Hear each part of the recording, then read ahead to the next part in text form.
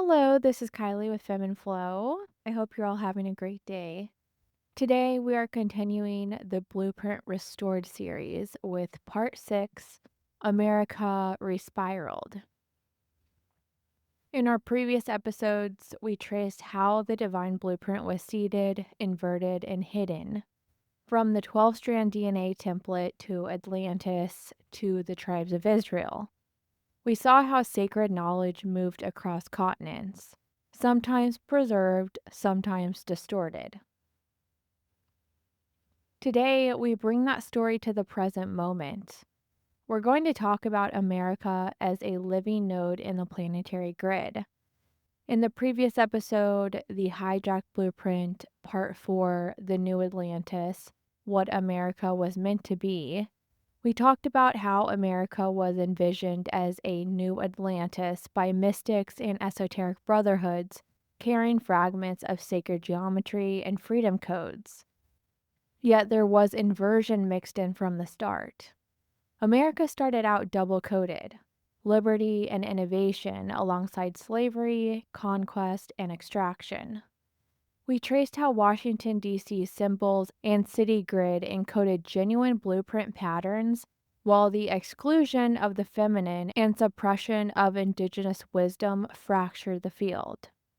We looked at how Israel's original archetypal template was mirrored in America, and how both lands were targeted by the same inversion. And it's extremely important to understand something here. The dark inversion rarely creates anything new. It usually only imitates and inverts what is sacred. This is the meta pattern we have to recognize.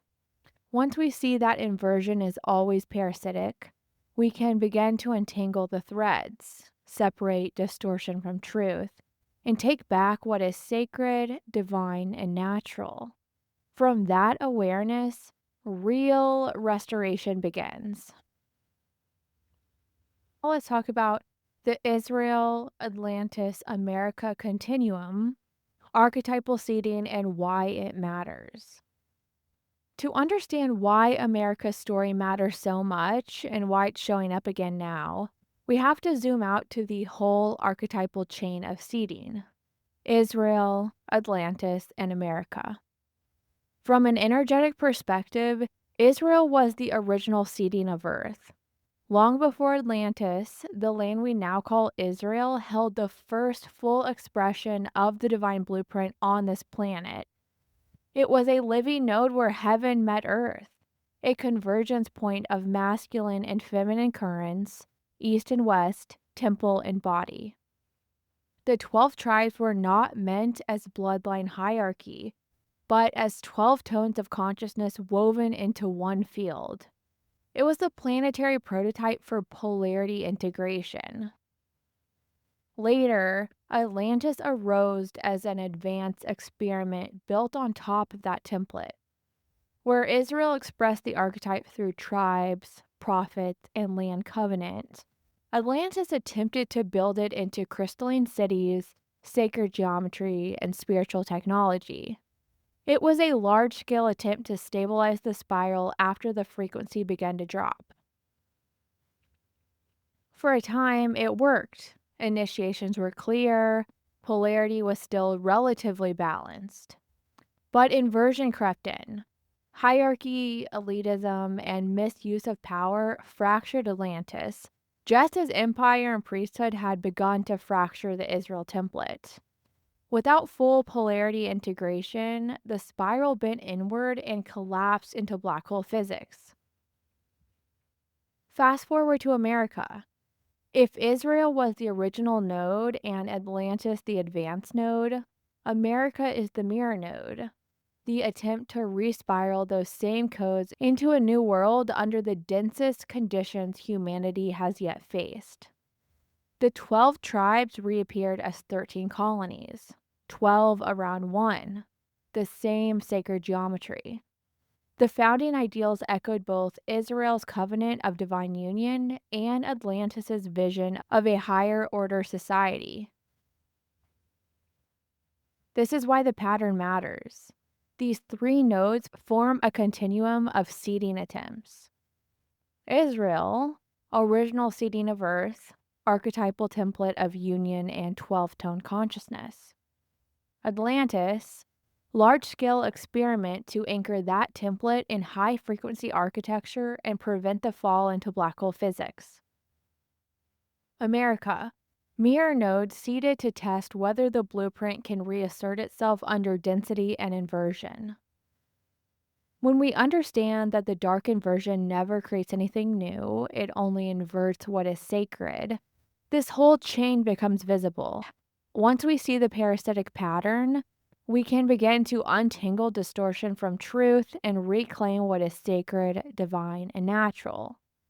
And when these nodes remember together, Israel in our archetypal memory, Atlantis in our cellular memory, and America in our living field, the circuit completes. A surge of coherence moves through the planetary grid. So, as we step into this episode, keep that bigger picture in mind.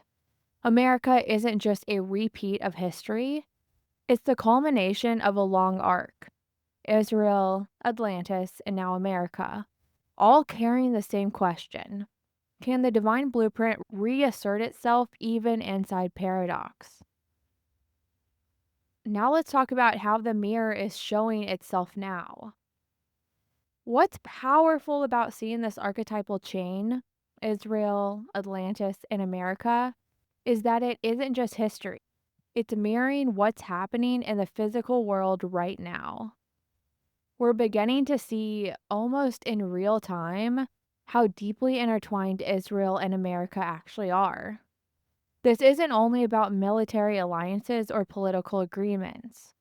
On an energetic level, these two lands have always been linked. One holds the original archetype seeding, the other the mirror experiment. Together, they act like paired electrodes in the planetary grid. For generations, this connection was hidden under layers of narrative, religion, and geopolitics.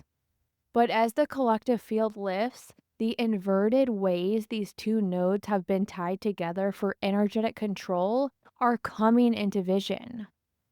What was once secret, the shadow currents of war, debt, culture, and influence, is surfacing for everyone to see. This is the same meta pattern we've been talking about. Inversion can only imitate and hijack what is sacred. It can't create anything new. In the case of Israel and America, the shadow current took the original codes of covenant, freedom, and polarity integration and flipped them into tools of empire, entangling both lands in cycles of conflict, extraction, and trauma. Now, as more of us embody coherence, the mirror is revealing itself. People are starting to sense there's more at stake than politics, that the same archetypal template seeded thousands of years ago is playing out in the news cycles today. And as that becomes visible, we gain the power to disentangle it, to reclaim the original codes, and to allow these twin nodes to finally serve their true purpose, transmitting coherence instead of distortion. Now let's talk about what energetic inversion really does. To really grasp why this matters, we have to be clear about what inversion actually does on an energetic level. Most people think of control in terms of governments, money, or armies. Those are surface expressions. But underneath, inversion is about field manipulation. Here's the simplest way to picture it. Sacred currents, like the original code seeded in Israel and mirrored in America, generate a natural flow of life force. They're like rivers of source energy running through the planetary grid. Inversion doesn't create new currents. It can't. What it does is dam, divert, and siphon the existing flow. It flips polarity so that what was meant to spiral outward in coherence begins looping inward, feeding hierarchy instead of union. In places like Israel and America, two of the most powerful nodes on the planet, This means that the very frequencies meant to birth freedom, gnosis, and union can be redirected into fear, division, and extraction. On the human level, that looks like endless conflict, debt systems, culture wars, or even chronic nervous system stress. On the energetic level, it's more like a siphon attached to a power plant. The field that should nourish the collective instead feeds structures that keep people in survival mode, disempowered from direct connection to source. This isn't about a handful of villains pulling levers. It's about a shadow current, masculine form without feminine tone, intellect without gnosis, control without compassion, working like a feedback loop. When enough people forget their own inner blueprints, the loop sustains itself. And the more powerful the node, the more potent the siphon. That's why both Israel and America have been flashpoints for war, polarization, and propaganda. The shadow current feeds on the same energy that could liberate us. But remember, here is the key. Inversion is parasitic, not generative. It can only hold power while people remain unaware. The moment we see the pattern and begin living from gnosis instead of fear, the siphon loses its feed. The flow reverses back into coherence. The very same energy that was once hijacked becomes available again for its original purpose: union, freedom, and creation. This is why your embodiment, your discernment, and your nervous system regulation matter so much. Every person who restores the feminine tone and anchors the spiral in their own body is literally weakening that siphon and strengthening the true grid. Now let's talk about the trap of emotional harvesting and the duality game. Another layer of this inversion that most people don't see is how it feeds on emotional energy. When we witness atrocities, corruption, or hidden control coming to light, whether it's the inverted geopolitical state of Israel or war zones like Gaza, our natural human response is outrage, grief, and despair. Those are real emotions. They show we care. But here's what's crucial to understand. The dark current literally wants society sending out low frequency emotions. Because inversion can't generate its own life force, it must harvest it. And one of the fastest ways to harvest is through mass outrage, mass despair, and polarized activism. This isn't metaphorical, it's an energetic siphon. When millions of people focus anger, hatred, or grief on a node, that energy is captured and redirected back into the very structures we're hoping to dismantle. That's why, right now, we're seeing both sides of the trap at once. If you support modern day, the inverted Israel, and its actions without discernment, you unknowingly feed the inversion. If you oppose modern day inverted Israel with rage, sadness, or activism overdrive, you also feed the inversion. This isn't a left versus right statement. The left right paradigm itself is the trap. It doesn't matter which flag you wave. The siphon works as long as you're caught in reactive emotion and duality. The cause can change, the slogans can change, but the energetic pattern stays the same. From the outside, stepping out of that game can look apathetic or delusional, but it isn't. It's the opposite. It's strategic. It's understanding the polarity equation at play, the quantum mechanics of frequency, and choosing not to pour your life force into a system designed to harvest it. So, what do we do instead? We hold the higher field. We balance our polarity within, the divine feminine and masculine currents, and in our closest relationships. We anchor calm nervous systems, grounded discernment, and clear hearts. We generate the third field, the field that births new earth. We don't fix this mess by playing the duality game harder or out shouting the other side. We shift the grid by changing the frequency we live from. When enough of us hold that field, the siphon collapses, the inversion starves, and the true blueprint becomes visible again. And this is exactly where our personal role comes in. Seeing the trap isn't about disengaging from life, it's about engaging from a higher field.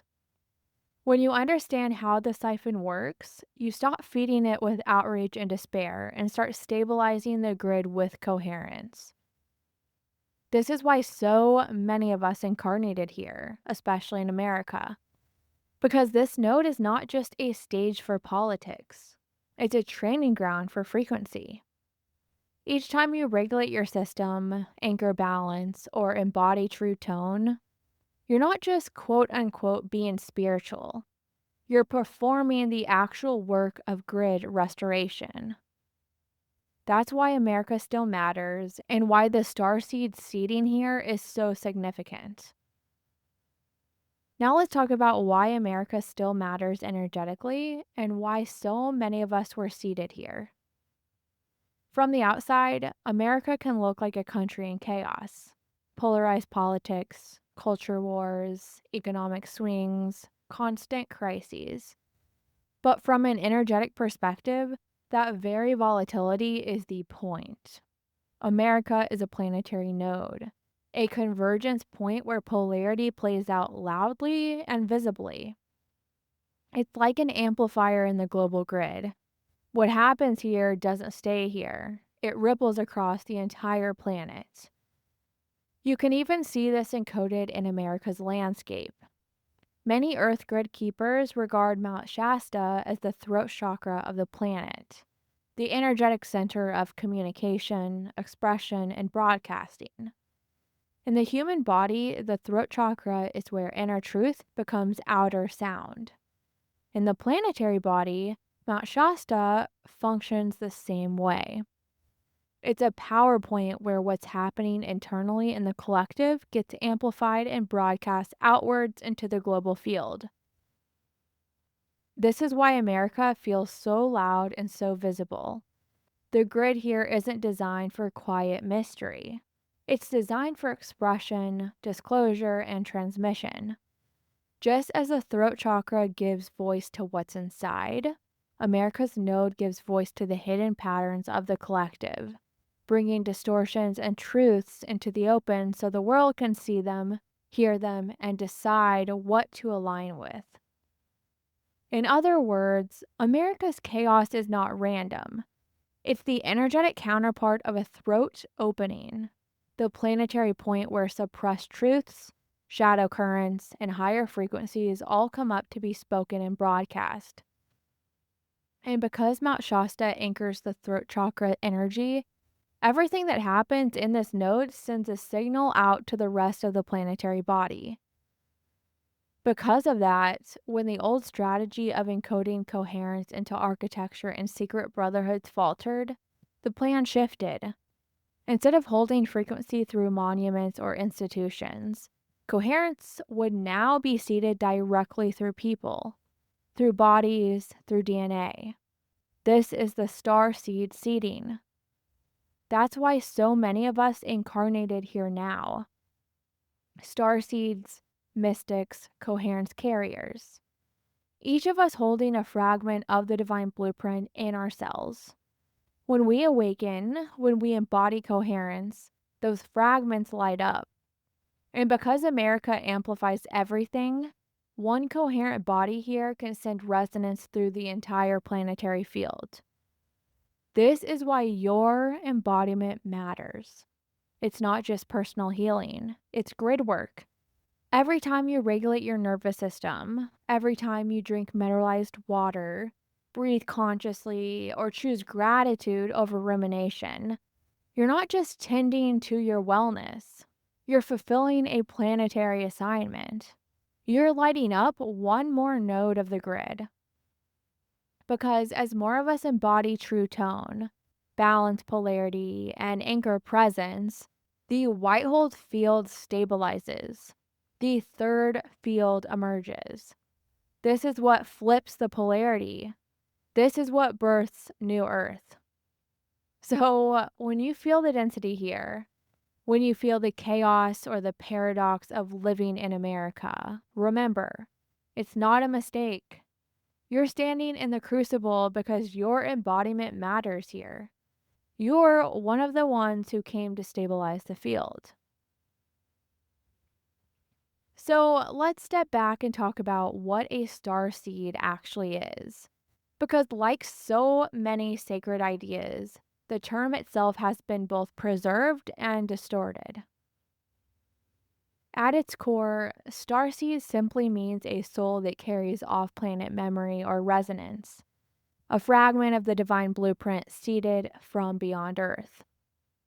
These souls incarnate here during specific cycles to anchor new frequencies, stabilize planetary grids, and midwife collective shifts.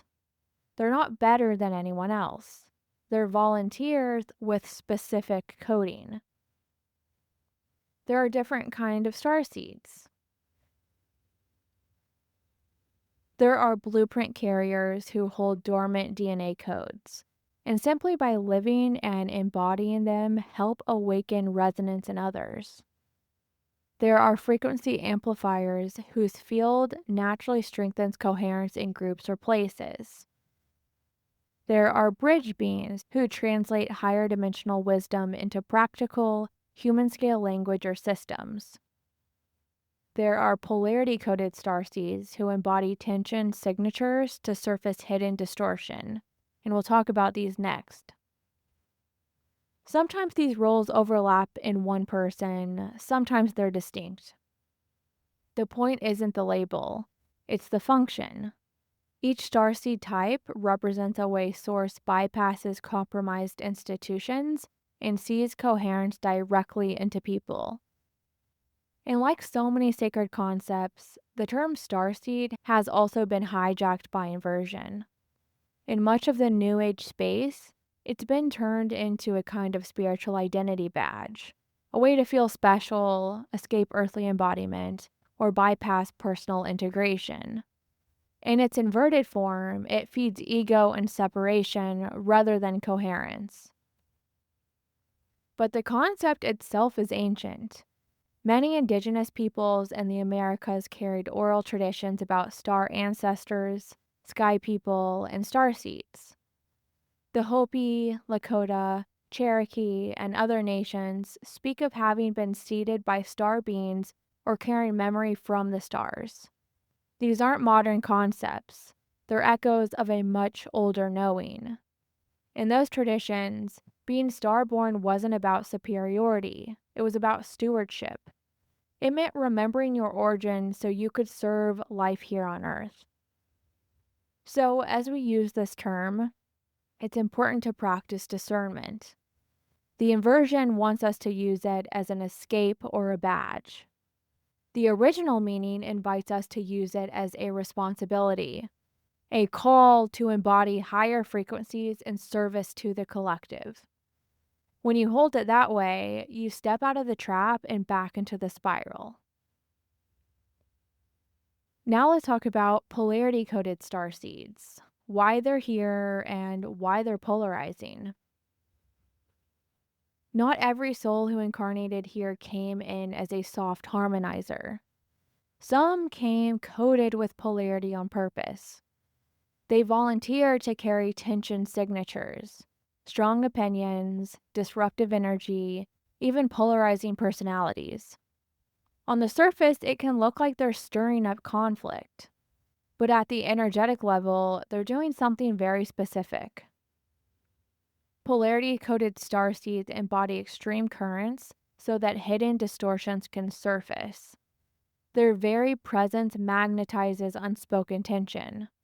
You can't transmute what you won't feel, and you can't heal what you won't see.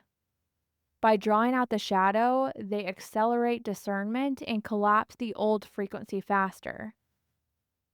That's why you see so many polarity coded beings in America. The land itself is a node designed for open paradox. For the flip equation to work, You need three things: enough people waking up, polarity stretched so far it collapses, and a white hole field strong enough to catch the flip. Polarity-coded starseeds accelerate the first two steps. They magnetize distortion so the collective can see it, question it, and choose differently. Without them, the process would take centuries. With them, it compresses. Yes, it's messy and uncomfortable, but it's strategic. And here's the beautiful part: they're not just here to blow things up, they're also here to anchor into the third step, to embody the white hole frequency once the distortion is visible. Many polarity-coded starseeds are moving now from their first mission, which was revealing distortion, into their second, holding steady and stabilizing the new field. That's what's happening right now. So if you felt like your life in America has been unusually intense, like you're constantly walking through paradox or magnetizing shadow to the surface, know that you're not failing. You're fulfilling an assignment. This node needs both kinds of beings, the harmonizers and the polarity-coded ones. Together, they create the tension, the discernment, and then the stability that flips the grid. Now let's talk about America's role as a stage for polarity-coded figures and the other starseeds. Because America is a planetary throat chakra and amplifier, it naturally draws in the loudest expressions of polarity. That's why so many of the most polarizing figures in global culture, politics, media, and even spirituality come from here. From one angle, it looks like chaos and personality cults. From the energetic perspective, it's the grid's design. Polarity-coded figures, whether in politics, activism, business, or spiritual spaces, act like lightning rods. Their words, choices, and presence draw out hidden distortions for the collective to see. They force shadow currents into daylight. This can feel disruptive and divisive, but it also accelerates discernment and makes the siphons visible. America's amplifying grid makes that process loud and fast, which is why public figures here can impact global consciousness overnight. But America is not only home to polarity-coded beings. It's also seated with every other type of starseed role. Here are some examples. There are blueprint carriers quietly holding higher DNA codes, stabilizing the field from the inside out. There are frequency amplifiers who may never have a public platform, but raise the vibration of entire communities simply by their presence. There are bridge beings translating higher wisdom into language, art, technology, and systems people can actually use. There are grid anchors who work directly with the land, water, or indigenous codes to reconnect the body of America to its sacred template. All of these roles are here at once because America needs both the catalysts and the stabilizers. The polarity-coded figures shake loose what's been hidden. The harmonizers, anchors, and bridge beams catch the energy as it breaks free and weave it back into coherence. Together, they create the conditions for the third field, the white hole field, to actually lock in. This is why the star seed seeding in America is so dense and so diverse. It isn't random. It's a grid technology in motion. Some souls volunteer to disrupt. Some volunteer to soothe. Some volunteer to hold memory. Some to innovate. Some to translate. All of them came knowing that this node would be messy but potent, and where the blueprint could finally reassert itself in the open. So if you're listening to this and you've always felt out of place, too intense, or strangely on assignment in America, know this: you are. You're here by design. Whether your coding is to reveal, to stabilize, to bridge, or to amplify, you're part of the same larger organism.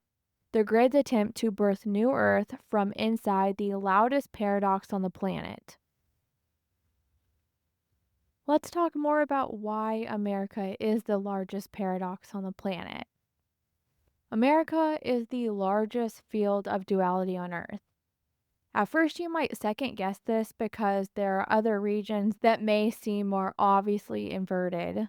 Cultures where women are visibly oppressed, where control is blatant, where darkness is overt.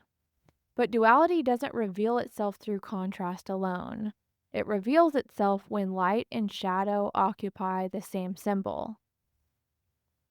That's what makes America so unique. Here, inversion doesn't hide in darkness, it hides inside light. It cloaks itself in freedom, progress, and empowerment. It speaks the language of awakening while feeding systems of distraction and consumption. It looks like choice, but often it's programming. It feels like innovation, but it's disconnection from source, dressed up as creation. America is the global stage where duality performs its final act, where both the highest frequencies and the deepest distortions are amplified at once. In other parts of the world, inversion wears armor: dogma, patriarchy, dictatorship. You can spot it instantly. But in America, it wears sequins. It smiles, it motivates, it inspires. It sells you sovereignty while training you to outsource your power. It tells you to follow your dreams without asking whether those dreams serve your soul or the grid that feeds on your striving. And because the false light is so bright here, you need discernment. You need the eyes to see what's actually underneath the glow. Without that inner sight, you can spend your entire life believing you're free while your energy is still feeding the siphon. But once you see the masquerade, you can't unsee it. You start noticing how the feminine is commodified as empowerment, how the masculine is praised for endless productivity, but never for integration, how even spirituality is turned into spectacle. It's jarring at first, but that's the medicine of this node. America is a planetary throat chakra, an amplifier for whatever moves through it, whether truth or distortion. That's why everything here is so loud. The field magnifies paradox. Think about it. Spiritual wisdom and consumerism coexist. Freedom and enslavement share the same slogan. Feminine empowerment is marketed through hyper-masculine systems of productivity. Peace movements are funded by war economies. Technology meant to connect people isolates them. That's duality in motion. It's not hidden, it's dancing right in plain sight. You're constantly standing between the genuine and the counterfeit, feeling both vibrations running through the same form. The paradox is constant, and the amplification is global. So, yes, in the Middle East, inversion can look overt: patriarchy, hierarchy, visible suppression. But in America, the distortion is psychological and energetic. It doesn't tell you you can't speak, it convinces you your voice only matters if it sells. It doesn't forbid the feminine, it commodifies her. It doesn't imprison the body, it distracts the soul until the body forgets it's divine. And that's why the duality is so loud here. America is the mirror where light and imitation coexist so closely that only inner vision can tell them apart. It's the training ground for discernment, the place where spiritual maturity is forged. Because once you can hold both sides in observation, see the imitation without collapsing into cynicism, see the truth without bypassing the dark, you begin to master coherence. And that's the real initiation. America isn't the darkest node, it's the brightest paradox. It's the laboratory where Source allows distortion and truth to exist side by side, daring humanity to see through the performance. You have to be awake to perceive it, but once you do, you realize duality itself was the teacher. The friction that forged the clarity, the contrast that taught you how to embody light consciously. Now let's talk about why your inner connection matters more than comparison. And this is why, in a node as loud and polarized as America, it is so important to turn inward and anchor directly to God and Source from within. This work isn't about having the loudest platform or doing the most visible thing. It's about maintaining your own alignment so you can broadcast coherence through your field. Your mission may look completely different from someone else's. Some of us are here to share information in overtly white hole aligned ways, high frequency teachings, embodiment practices, or transmissions of gnosis. Others are here as bridges, translate higher truths into language and narratives that people who aren't yet quote unquote awake can actually receive. Some are focused on calling out distortion so that it becomes visible. Others are holding the white hole field quietly, stabilizing the grid by embodying stillness and peace. None of these roles are more important than another. They're all strategic positions in the same mission. It's not your job to judge how someone else's assignment is playing out in the physical. What might look low vibe or too gentle or too aggressive from your lens could be a perfectly tuned role in the larger orchestration. Understanding the big picture helps you release judgment and stay in your lane. This is where the three paradigm lenses I've talked about, the black hole, bridge, and white hole paradigms, become so helpful. They give you a map for seeing how someone's current approach may be serving the collective, even if it looks very different from yours. When you hold that perspective, you stay connected to Source. You stay out of the comparison trap, and you become a much more effective node in the grid. You're not just reacting to inversion, you're consciously participating in the restoration. Now let's talk about anchoring the third field and becoming the living node. Everything we've talked about today comes down to this. You are not just watching a global drama. You are standing inside a planetary temple. America isn't just out there. The node lives in your body. Mount Shasta, the throat chakra of the planet, is mirrored in your throat, your own center of truth and expression. The 12 tribes of Israel, the 12 strands of DNA, all of that archetypal coding is already inside you. So the question becomes, how will you broadcast? When you regulate your nervous system, hydrate, breathe, pray or meditate, and balance your polarity, you are literally tuning your personal node. When you speak from gnosis instead of reaction, you are Mount Shasta in miniature. Your throat chakra broadcasting coherence instead of inversion.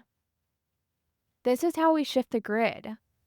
Not by waiting for governments, saviors, or the right leader, but by becoming living transmitters of the third field, the white hole field of Source. And it's simple. Here are some different things you can do. Nurture your constant connection to Source and God. Balance your inner masculine and feminine currents. Honor your body as architecture. Speak only from your true tone. Release judgment of others' missions.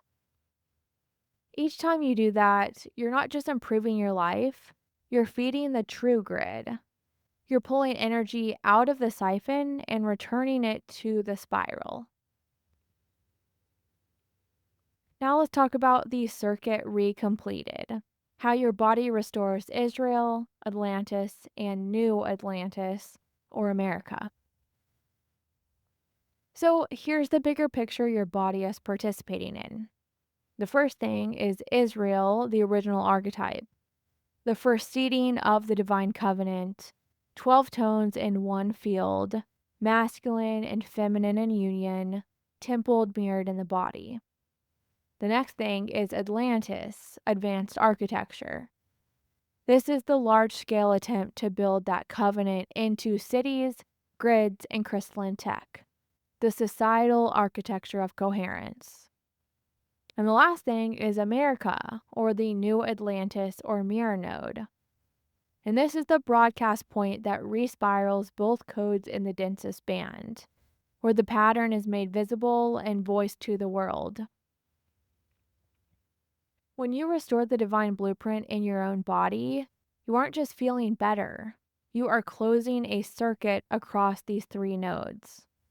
The first one is Israel response and memory. As you balance inner feminine and masculine, you retune the original 12-tone template within. That resonance feeds back into the archetypal field of Israel, strengthening the remembrance of union over hierarchy, gnosis over dogma, covenant over conquest. The temple becomes tangible again, not as a building first, but as living people whose bodies remember how heaven meets earth. And number 2, Atlantis responds in architecture. As your fascia, breath, womb or seed, and nervous system come into coherence, your body becomes crystalline architecture, a micro-temple that hums with proportion and clean geometry. That personal architecture reharmonizes the Atlantean memory in the collective. Technology aligned to life, power used as stewardship, following tone. The lesson of Atlantis, power without integration collapses, begins to resolve as power re-enters your system through integration, not dominance. And then number 3, America responds in broadcast. Coherence in you becomes signal in the new Atlantis. America's throat node amplifies what is embodied. The more bodies broadcasting true tone, the more the national field entrains to freedom as gnosis rather than freedom as consumption, to union as resonance rather than union as tribalism. Media storms still swirl, but the carrier wave shifts. Outrage finds less grip. Propaganda loses voltage. The white hole field holds. So think of it like this. Body is the rewired instrument. Israel is the original melody remembered. Atlantis is the orchestra hall retuned. And America is the global sound system that carries the song. When enough of us play the original melody from within, the hall stops distorting the tone, the sound system stops feeding back, and the song reaches the whole world clean. So here's the practical ripple effects of your embodiment. The siphon weakens. There's less charge available for war and propaganda loops. And there's more life force available for healing, creativity, and community. Feminine tone re-enters form. Policy, culture, tech, and relationships begin to prioritize stewardship, regeneration, cyclic time, and embodied truth. 12 into 1. Diversity stops meaning division. Tribes, like identities, disciplines, and nations, began harmonizing like parts of a single choir. Temples remembered. Land practices, water honoring, and indigenous codes resurface as the operating system for a sane civilization. Because remember, the feminine current always comes first. It sets the tone that the masculine energy rebuilds around.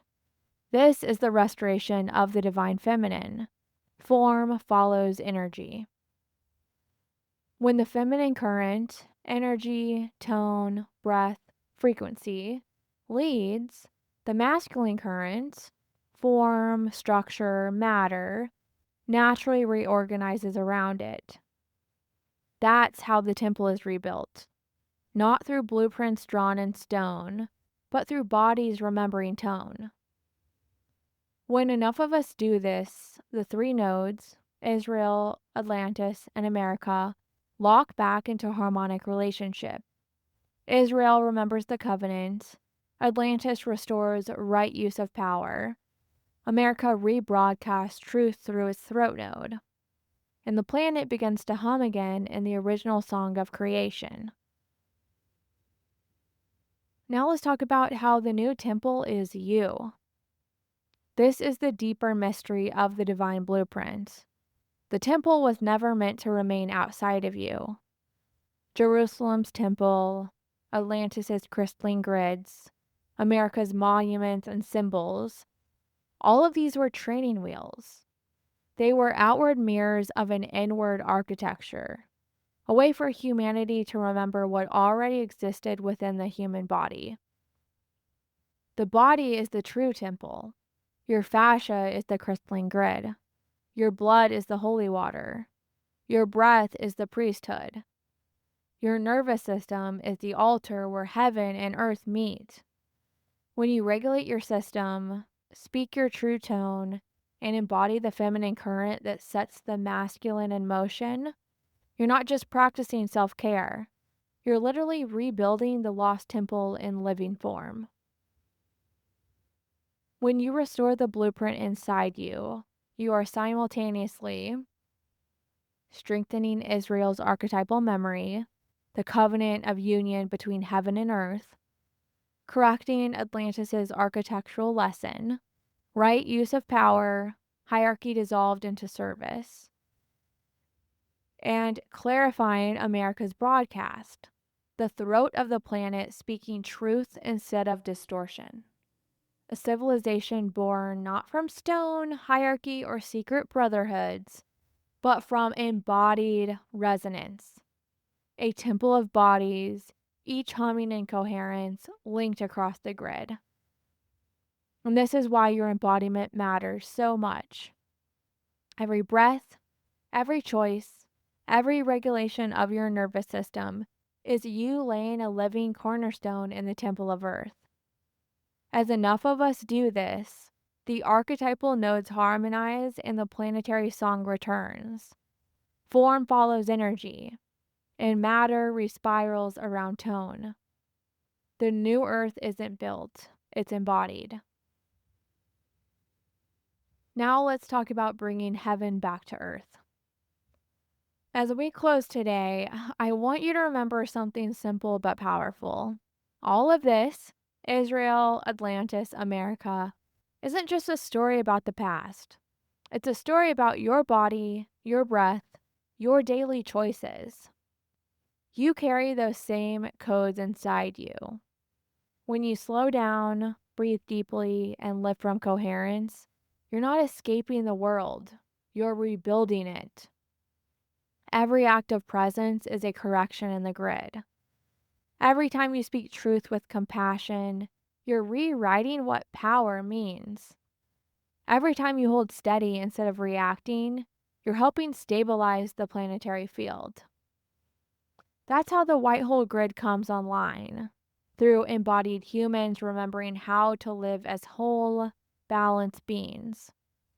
You don't need to save the world. You just need to stay aligned with Source within you. That's what heals the field. So take this into your week.